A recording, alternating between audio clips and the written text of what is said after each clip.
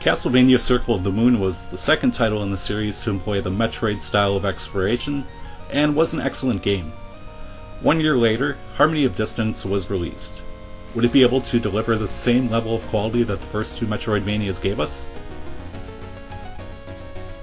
The Belmonts make their return in this game. This time it's Simon's great-grandson Just. His childhood friend Lydia is kidnapped, and he must explore the castle in hopes of finding her. Controlling Just is quite easy. You use A to jump, B to attack, and up and B to use your sub-weapon. There is also a handy dash maneuver that lets you dash left or right by using either shoulder button. In addition to that, there are spellbooks hidden throughout the castle that can be combined with your sub-weapons.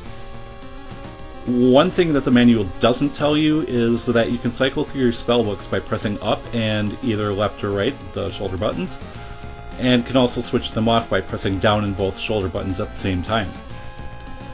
These spellbooks can unleash some very powerful attacks, but I feel that they make the game way too easy.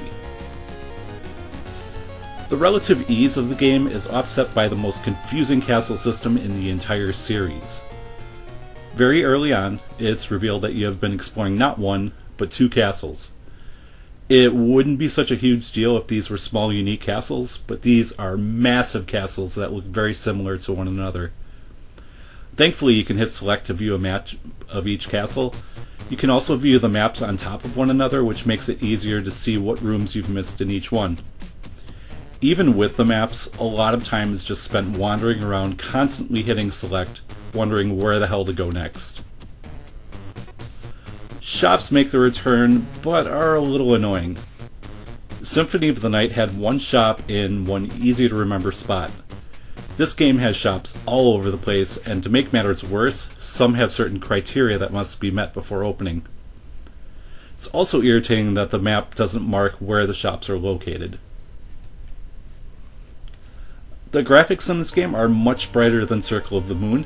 Everything is quite colorful and very easy to see, but the game still retains its eerie atmosphere.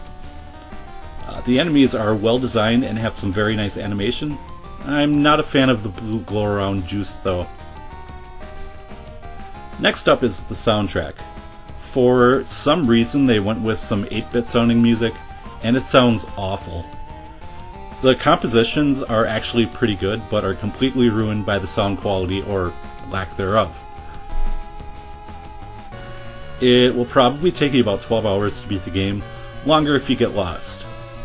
Like the other Metroidvania titles, you'll open up new gameplay modes upon completion. There is a no magic mode, hard mode, boss rush, and you can even play as another character. Castlevania Harmony of Dissonance definitely has some flaws, but is still a highly enjoyable title. Even though I consider it the weakest of the Metroid-style games, I still come back to it quite often, and have a blast playing through it over and over again. And I want to thank you guys very much for watching. Stay Bawesome.